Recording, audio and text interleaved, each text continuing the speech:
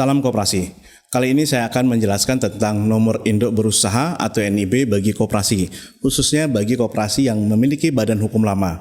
Seiring dengan terbitnya sejumlah peraturan perundang-undangan tentang perizinan terpadu, maka sejak tahun 2021, perizinan untuk koperasi tidak lagi diterbitkan secara langsung melalui dinas atau Kementerian Koperasi, namun sudah menggunakan perizinan terpadu melalui sistem online Single Submission atau dikenal dengan OSS. Seiring dengan terbitnya Undang-Undang Nomor 11 Tahun 2020 tentang Cipta Kerja yang kemudian diimplementasikan melalui Peraturan Pemerintah Nomor 5 Tahun 2021 tentang penyelenggaraan perizinan berusaha berbasis risiko, dan sebelum terbitnya Peraturan Pemerintah Nomor 7 Tahun 2021, maka pada tahun yang sama diterbitkan Surat Edaran Deputi Bidang Perkoperasian Kementerian Koperasi UKM RI Nomor 33 Tahun 2021 tentang perizinan usaha simpan pinjam oleh koperasi pada tanggal 11 Oktober tahun 2021 yang isinya menjelaskan bahwa usaha simpan pinjam oleh koperasi yang didirikan sebelum Peraturan Menteri Hukum dan HAM Nomor 14 Tahun 2019 tentang pengesahan koperasi wajib mengajukan nomor induk berusaha atau NIB melalui online Single Submission atau OSS. Nomor induk berusaha atau NIB ini adalah bukti registrasi atau pendaftaran pelaku usaha untuk melakukan kegiatan usaha dan sebagai identitas bagi pelaku usaha dalam pelaksanaan kegiatan usahanya. Perlu diingat kembali bahwa koperasi adalah sebuah badan usaha yang memiliki badan hukum, sehingga koperasi merupakan badan usaha yang masuk dalam lingkup peraturan perundang-undangan ini.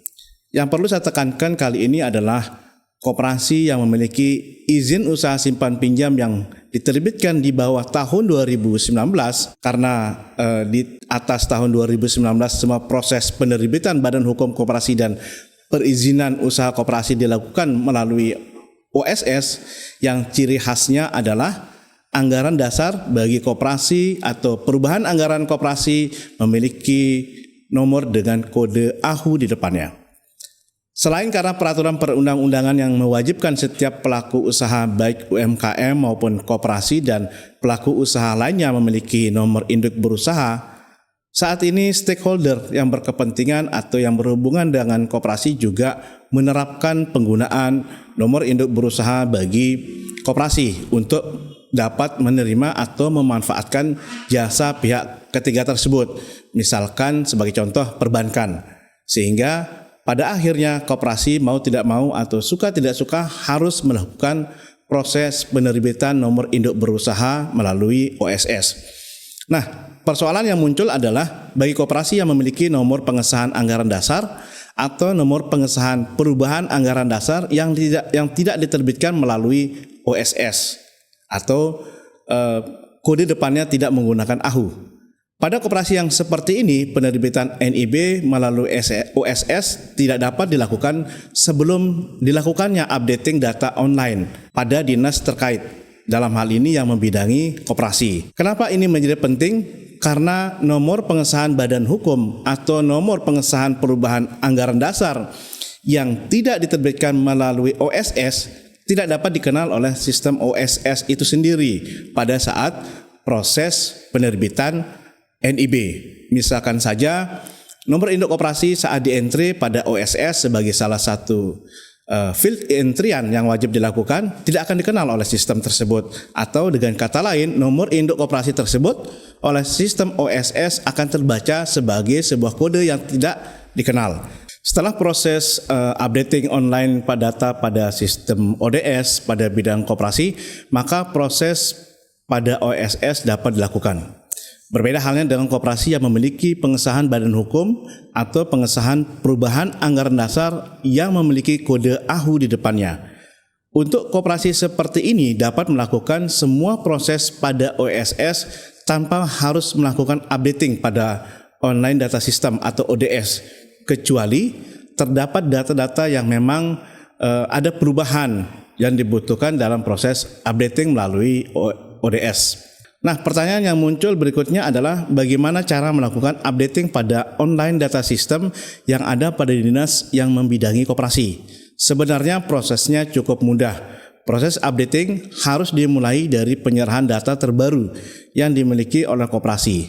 Data terbaru ini dapat diisi melalui form NIK yang ada pada dinas atau dapat diunduh melalui alamat nik.depkop.go.id, dan setelah ditandatangani oleh pengurus, maka form tersebut dapat diserahkan kepada dinas yang membidangi koperasi untuk dilakukan proses entry data pada online data system atau ODS. Pada proses entry data pada ODS dibutuhkan sejumlah dokumen yang terkait atau yang ada pada isian POMNIK untuk proses verifikasi keabsahan data koperasi tersebut.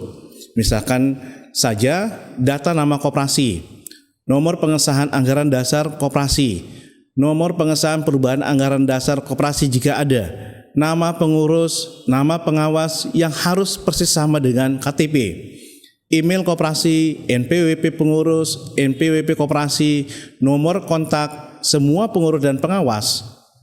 Itu adalah data-data yang harus diverifikasi sehingga data tersebut benar-benar menjadi data yang valid untuk di-entry pada online data system. Dalam sejumlah kasus dijumpai data yang tidak dapat diakui oleh OSS.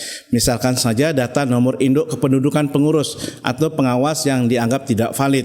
Hal ini dimungkinkan karena nomor induk kependudukan tersebut belum terupdate pada sistem kependudukan Kementerian Dalam Negeri. Untuk kasus ini maka pengurus dan pengawas dapat melakukan proses updating pada dinas yang membidangi kependudukan atau dalam hal ini Dinas Dukcapil.